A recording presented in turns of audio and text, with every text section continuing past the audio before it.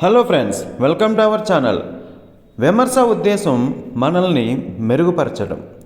విమర్శ దానిలో చాలా తక్కువ మంది నిష్ణాతులు కనుక అసలు విమర్శ అనే మాటే మనకు చేదుగా వినబడుతుంది. ఆ మాట తలుచుకోగానే దాని దుర్వినియోగం చేసిన వాళ్ళే మనకి చాలా గుర్తుకొస్తారు. ఎవరో మన గొంతు నొక్కుతున్నట్టు, వాళ్ళ గొప్ప చూపించుకుంటున్నట్టు, మనల్ని అవమానించి అణగదొక్కుతున్నట్టు అనిపిస్తుంది.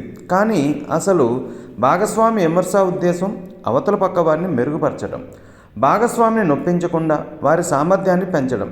కాబట్టి విమర్శకు ముందు ఒక మంచి మాట, ఒక ప్రశంస ఉండాలి.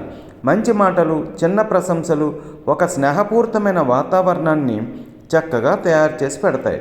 మీరు తన అహం మీద దాడి చేయబోవడం లేదని భాగస్వామికి సందేశం అందడం వలన చిరాకుగా వారికి ఉండదు.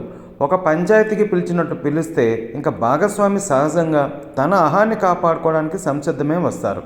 అటువంటి మానసిక స్థితిలో ఉన్న వ్యక్తి ఎదుటివారి చెప్పే విషయాన్ని సరిగ్గా అర్థం చేసుకోకపోవడమే కాక మీరు చెప్పిందేమీ వారు పట్టించుకోరు. ఒక వ్యక్తిని అభినందించడం ద్వారా అతనిలోని సామర్థ్యాన్ని బయటికి తేవచ్చు. అప్పుడు మీరు చేసే విమర్శని సహృదయంతో వారు అంటే మీ భాగస్వామి చక్కగా అర్థం చేసుకుంటారు. మరి మీరేమంటారు ఫ్రెండ్స్? మా వీడియోస్ అన్నీ నచ్చితే ఛానల్ని లైక్ చేయండి, షేర్ చేయండి, కామెంట్ చేయండి. Thank you.